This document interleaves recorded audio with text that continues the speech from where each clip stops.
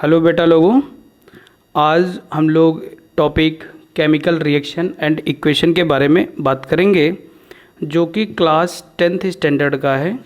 तो चलो फिर स्टार्ट करते हैं। तो सबसे पहले केमिकल रिएक्शन और इक्वेशन पढ़ने से पहले हम लोगों का जो मेन टारगेट होना चाहिए वो ये होना चाहिए कि इस चैप्टर में क्या क्या चीज़ें पढ़ेंगे ना। तो सबसे पहले जब कोई चैप्टर पढ़ते हैं हम लोग तो सबसे पहले उसका इंट्रोडक्शन समझते हैं।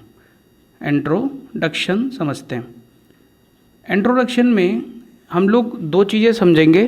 पहले ये समझेंगे कि केमिकल रिएक्शन क्या होती है और फिर समझेंगे केमिकल इक्वेशन क्या होती है। ठीक है भाई, पहले क्या समझेंगे, केमिकल रिएक्शन क्या होती है और फिर समझेंगे केमिकल इक्वेशन क्या होती है।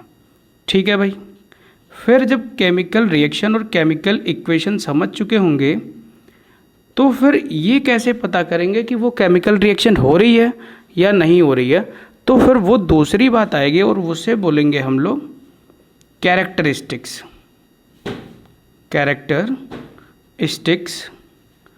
Of chemical reaction. ठीक है भाई, तो जब कैरेक्टरिस्टिक्स समझ चुके होंगे, ठीक है, इसका सेकंड टॉपिक रहेगा कैरेक्टरिस्टिक्स। जब ये समझ चुके होंगे तो हमें ये पता लगने लगेगा कि केमिकल रिएक्शन क्या है और इक्वेशन क्या है और कैसे हमें पता चलेगा कि वो केमिकल रिएक्शन है या नहीं। फिर तीसरा जो टॉपिक आएगा वो आएगा टाइप्स ऑफ रिएक्शन, फिर आएगा टाइप्स ऑफ केमिकल रिएक्शन। तो जो टाइप्स ऑफ केमिकल रिएक्शन होंगी वो बेटा मेन 4 होती हैं। ठीक है, पहला जो रहेगा वो रहेगी combination, combination reaction.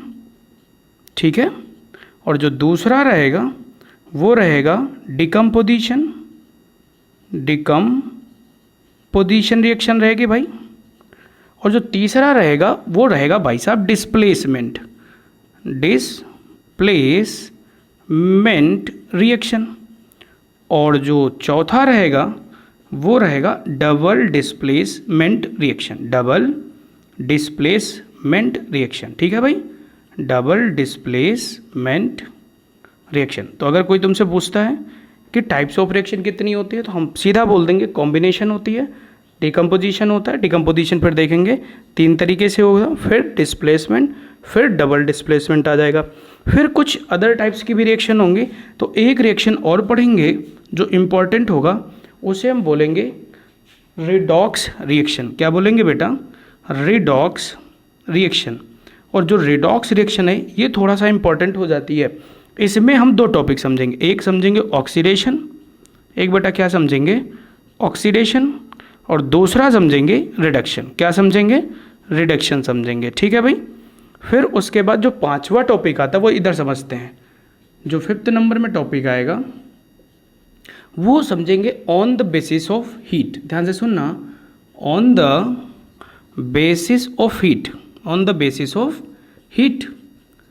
Types of reaction. तो बेटा वो 2 तरह की रखेंगे। एक पहला रखेंगे एक्सोथर्मिक। पहला कौन सा रखेंगे बेटा, एक्सोथर्मिक। अभी सब बताएंगे डिटेल में पूरा, एक्सोथर्मिक। और दूसरा रखेंगे इंडोथर्मिक रिएक्शन। ठीक है भाई, तो यहाँ से पहले हमने क्या पढ़ा, पहले देख लो, इंट्रोडक्शन देखा, फिर कैरेक्टरिस्टिक्स, फिर टाइप्स ऑफ रिएक्शन। जब टाइप्स ऑफ रिएक्शन तुमसे पूछी जाएंगी तो 4 नाम लेने हैं तुम्हें, कॉम्बिनेशन, डिकम्पोजिशन, डिस्प्लेसमेंट, डबल डिस्प्लेसमेट।